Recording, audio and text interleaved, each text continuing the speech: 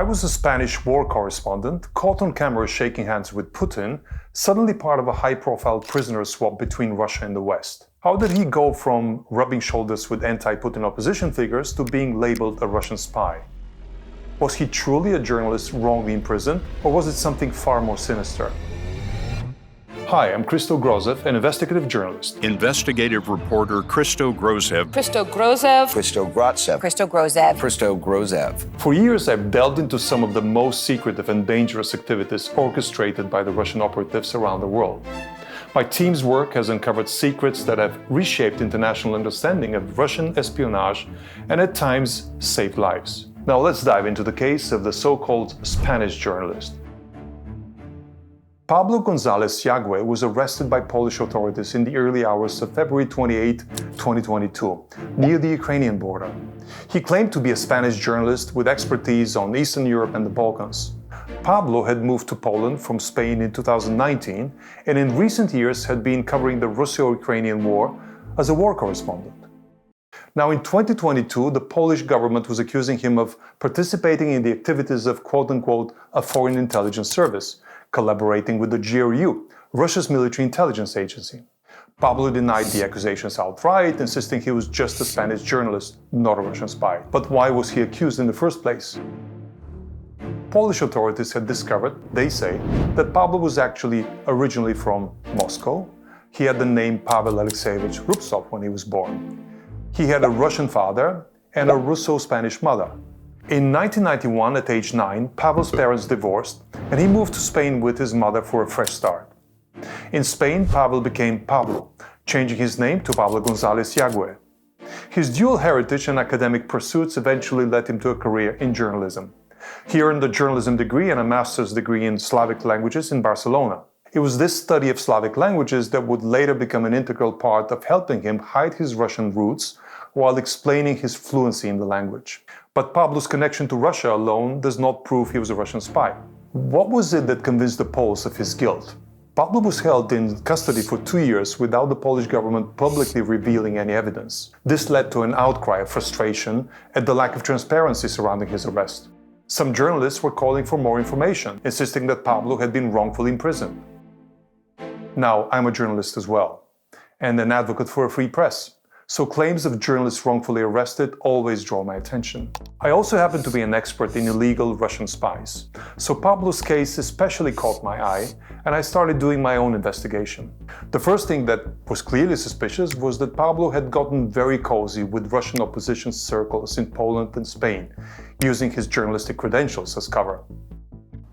It appears that Pablo would write up detailed profiles about the Russian opposition leaders he met, including Ilya Yashin and Vladimir Kara-Murza, two prominent leaders who were eventually jailed in Russia for their work. The most notable of these infiltrations was how Pablo slowly gained the trust of Jana Nemtsova, the daughter of murdered Russian dissident Boris Nemtsov. The Polish intelligence services eventually released evidence that shows that Pablo passed sensitive information about Nemtsova and her father to the GRU, including her home address and personal details. He even had Nemtsova's personal letters with her deceased father on his laptop, a striking and horrible abuse of their privacy.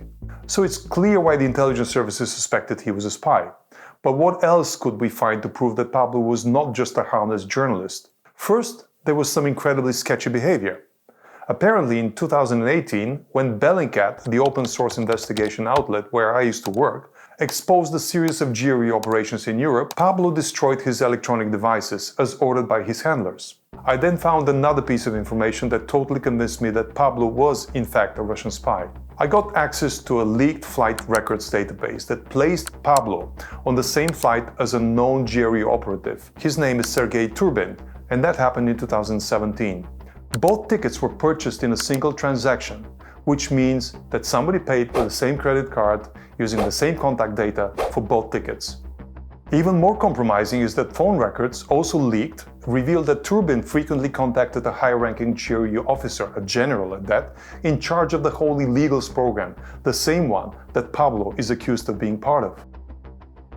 One thing I frequently look at when investigating suspected Russian spies is the addresses that they are registered to. Pablo was not registered to any suspicious address in Moscow, nor was his father, but then I made a last-minute decision to check on his stepmother's address. And what would you know? Her last address before moving in with Pablo's dad is directly adjacent to the headquarters of the GRU. It's a residential building where a lot of spies live. Now, once again, this isn't conclusive evidence, but it is certainly suspicious, and it added to my confidence that Pablo may indeed be connected to the Russian spy agency. But we still didn't have enough to say it without a doubt. Then, on August 1st, 2024, Pablo Gonzalez appeared as part of a major prisoner exchange between Russia and the West. This could be seen as another piece of evidence that he was truly one of Kremlin's spies. He was traded alongside other known spies and assassins, after all. Or it could also be that Russia wanted to free a man that they insisted was innocent and was languishing in Poland. But now we have another piece of evidence that really puts the nail in the coffin on this question. Where did we find it? In video footage of Pablo first arriving back to Moscow during the prisoner swap. Pablo, alongside the other prisoners, walks out of the plane and onto the tarmac. There, while wearing a Star Wars t-shirt with the inscription, "Your Empire needs you," he greets Vladimir Putin with a hug. Most of the other prisoners did the same thing. But something different happened with Pablo. In the background of the Russian TV footage, just behind Putin, we see Pablo approach 3 men with open arms. He hugs each of them like they're known colleagues or old friends or bosses. Why would a Spanish freelance journalist know these men in the Russian government? And who are they? I decided to run a facial recognition test using the blurry images from the swap to try and identify these people. And shockingly, I got a match for one of them. And not just any match. One of the men seen here hugging Pablo is a man on the FBI's most wanted list. Wanted for hacking the OPCW, the Organization for the Prohibition of Chemical Weapons, and a major anti-doping organization based in Rio. He's not just a Russian minister, he's a spy. He's on the wanted list at that.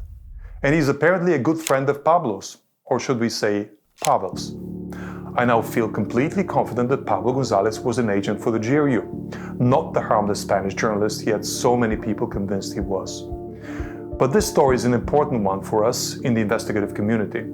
Intelligence agencies don't have to operate with transparency, so sometimes it's up to us to find the truth. If you like investigations like this, like and subscribe.